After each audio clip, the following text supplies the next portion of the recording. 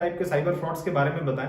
तो अभी जो मैं फ्रॉड बताने जा रहा हूं इसके लिए एमएचए ने भी एक गाइडलाइन इशू किया था। वो बेसिकली एक ई सिम फ्रॉड है, जिसमें अभी जामताड़ा में पिछले कुछ दिनों में आप लोगों ने देखा होगा कि या कहीं पढ़ा होगा, सुना होगा कि जामताड़ा में कुछ लोग पकड़ाए जो ई सिम फ्रॉड करते हैं। बहुत लोगों को पता नहीं है ई सिम फ्रॉड क्या होता है, तो उसके लिए हम लोग देखते हैं कि ई सिम फ्रॉड क्या होता है। सीधे चलते हैं वीडियो की ओर, देखते हैं ई सिम फ्रॉड के बारे में। क्या होता है ई सिम, ये बहुत जरूरी है। अभी पिछले कुछ दिनों जामताड़ा का एक न्यूज आप लोगों ने देखा होगा, जिसके बारे में कुछ देर पहले मैं बता रहा था कि एक ई सिम का फ्रॉड हुआ जिसमें करीब 300 अकाउंट में पैसे गए और करोड़ों रुपए की चपत जो है साइबर फ्रॉडस्टर ने लगाया। जानते हैं ई सिम फ्रॉड के बारे में।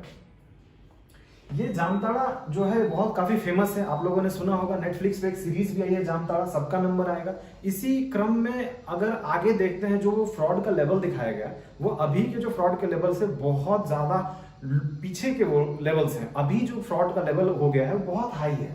तो ये जो जामताड़ा सीरीज में आपको फ्रॉड दिखाया गया था वो सिंपल विशिंग था, फिशिंग फ्रॉड था। ऑनलाइन साइट फ्रॉड करते हैं, कुछ लोग फोन करके लोगों को पैसा मांगते हैं, ओटीपी मांगते हैं, इस तरह करके वो फ्रॉड करते हैं। बट ये ई सिम जो फ्रॉड है ये बिल्कुल लेटेस्ट ट्रेंड है, इसको आपको जानना समझना बहुत जरूरी है। जो ई सिम के फ्रॉड के बारे में जानेगा वो अपने आप को इस फ्रॉड से होने से बच सकता है। अगर आपको मैं अभी आगे ई सिम फ्रॉड के बारे में बताऊंगा, अगर आपको कहीं भी किसी प्रकार की समस्या आएगी कमेंट सेक्शन में हमें बताएं कि ई सिम फ्रॉड के बारे में आपको और क्या नहीं समझ में आया। अभी मैं कोशिश करता हूं कि आपको और इससे आगे बताऊं।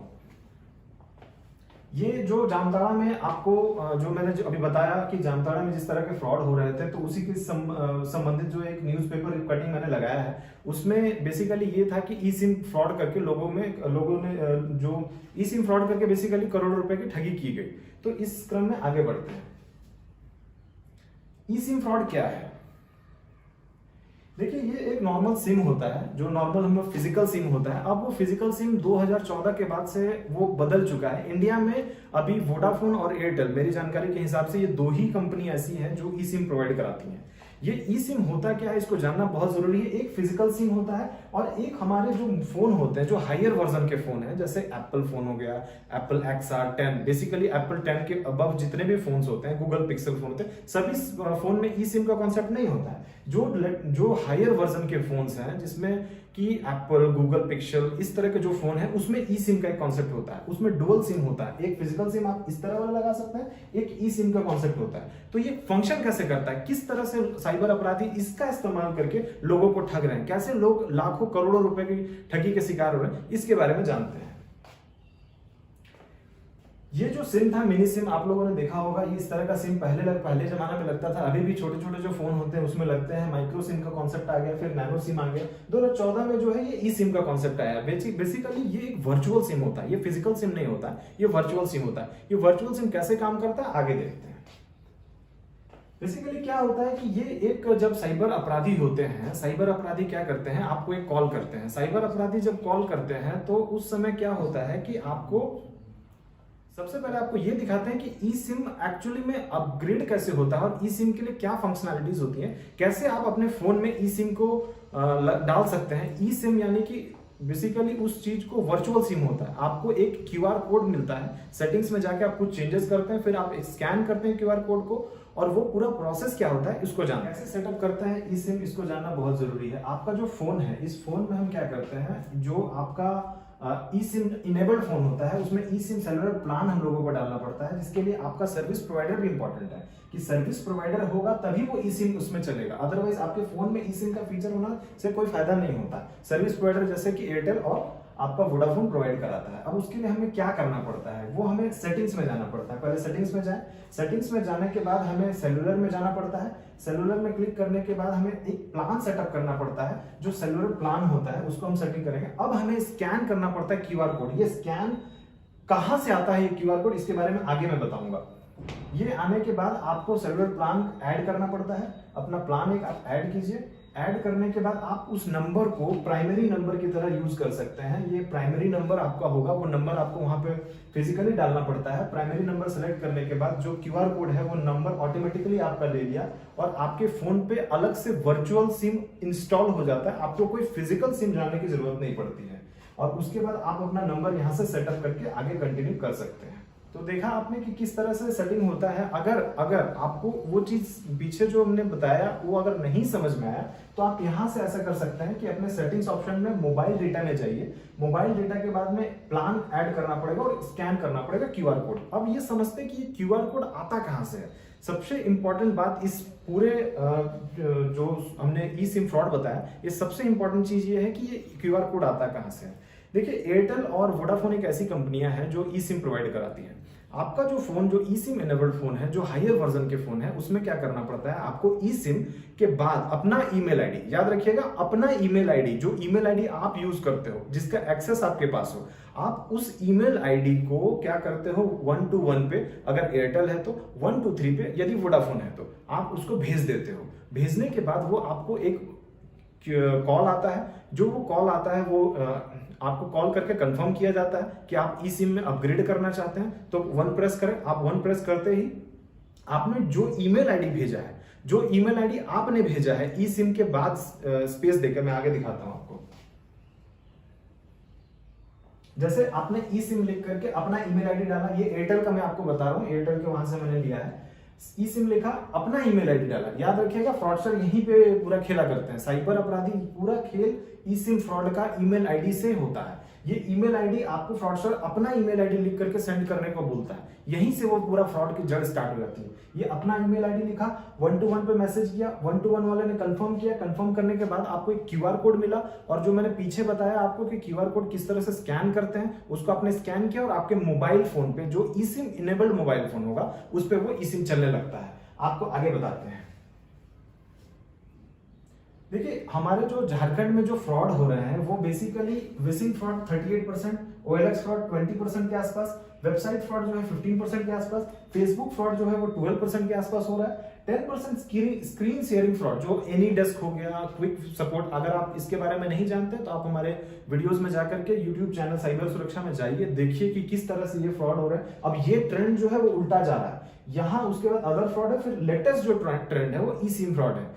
ई सिम का जो फ्रॉड है बेसिकली ये फ्रॉड अब जो है कि ये ट्रेंड वापस घूम के जा रहा है। अब ये eSIM fraud, other fraud, screen sharing fraud ये ज्यादा बढ़ रहे हैं। ओटीपी विशिंग में हमने अवेयरनेस इस लेवल पे किया है, अभी लोगों को सबको पता चल गया कि कोई भी आपसे ओटीपी नहीं पूछता, और पूछता भी है तो आप नहीं बताते। ये अच्छी पहल है झारखंड पुलिस की। और इसके बाद अभी लेटेस्ट ट्रेंड जो ई सिम है, इसको हम जानते हैं कि ये एक्चुअल में क्या करता है। मैंने एक ग्राफिकल रिप्रेजेंटेशन बनाया आप लोगों को समझने के लिए, लोगों को समझने के लिए। कहीं कोई दिक्कत आए कमेंट सेक्शन में बताइए, लोगों से बहुत ज्यादा इसको शेयर कीजिए। अवेयरनेस फैलाना यहाँ पूरा पर्पस है कि जितना से ज्यादा आप लोगों को बताएंगे, जितना ज्यादा आप इसको फैलाएंगे, वीडियो को फैलाएंगे, लोगों को आप शेयर कीजिए। आप वीडियो नहीं फैला सकते, आप जाकर उनको बताइए, अवेयरनेस होगा, आपके पैसे की ठगी बच सकती है। देखते हैं उसको कैसे वो फ्रॉड होता है।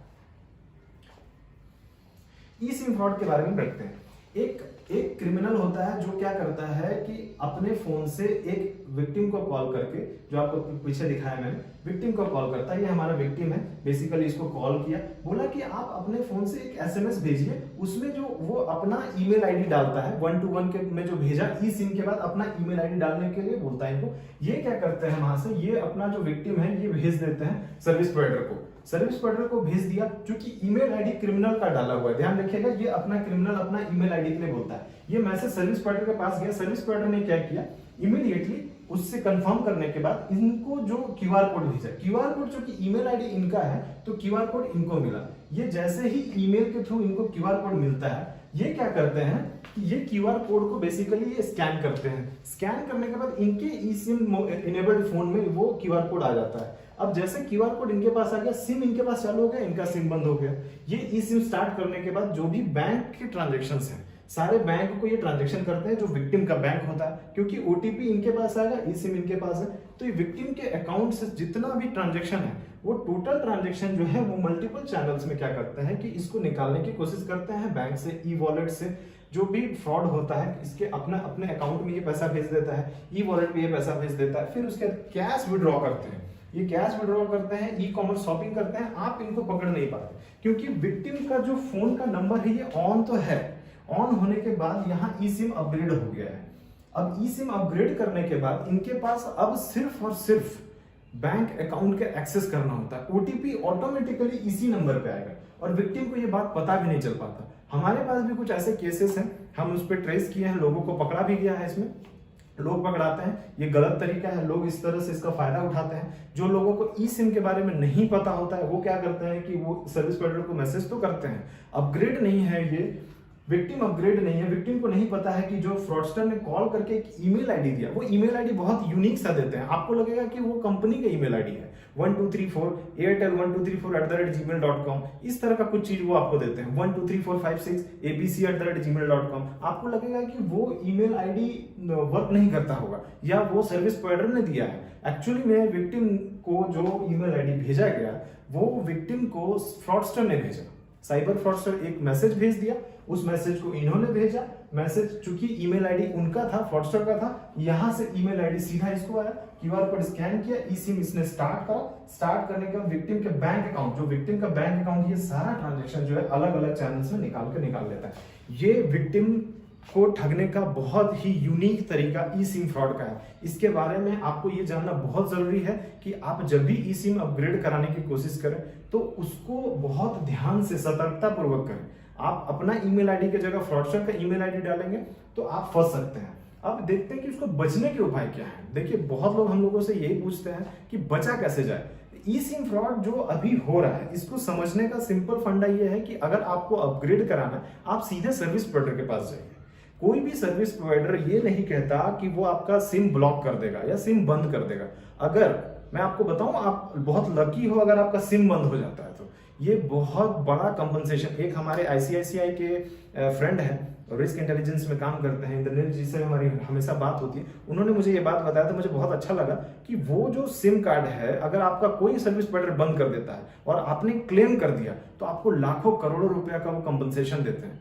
तो ये कंपनसेशन तो आपके लिए अच्छी बात है ना, कि आप क्यों उसके चक्कर में पड़े हैं। फ्रॉडस्टर ने आपको फोन करा कि फोन आपका बंद हो जाएगा, ये गलत फहमी में ना रहे। आपका कोई भी सिम बिना सर्विस प्रोवाइडर के कॉल के बंद नहीं होता, और अगर वो कॉल आता है तो आप खुद जाइए सर्विस प्रोवाइडर से बात करिए कि क्या प्रॉब्लम आया। वो आपको मैसेज के थ्रू जरूर बता सकते हैं कि आपने पेमेंट नहीं करा तो बंद हो जाएगा। अदरवाइज अपग्रेडेशन के नाम पे आज तक कभी ऐसा नहीं हुआ, और अगर बंद होता है तो आप कंपनसेशन क्लेम कर सकते हैं, पहली चीज।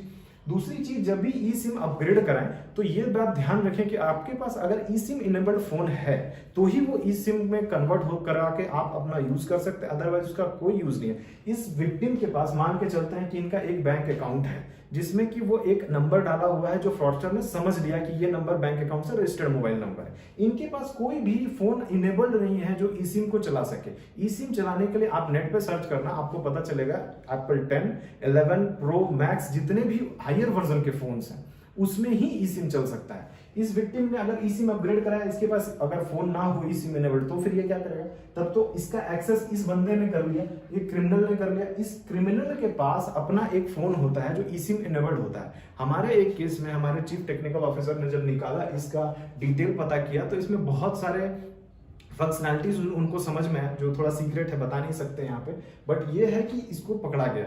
तो इस तरह के जो भी क्राइम हो रहा है उससे बचने का एक दूसरा उपाय मैंने आपको बताया कि आपके पास ई सिम इनेबल्ड फोन नहीं है, आप अपग्रेड मत कराओ।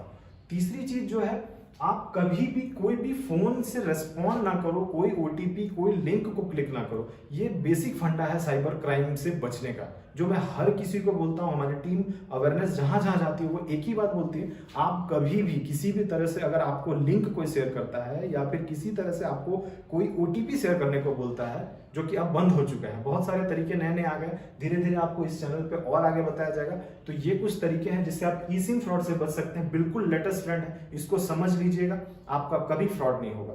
आपको कभी भी किसी तरह से डाउट होता है, साइबर सुरक्षा के चैनल में आप आए, लोगों को इससे ज्यादा जोड़ें, शेयर करें, हमसे बात करें, हमारा तुरंत हम लोग रिस्पॉन्ड करते हैं। कभी भी कोई दिक्कत होती है हमें बताएं।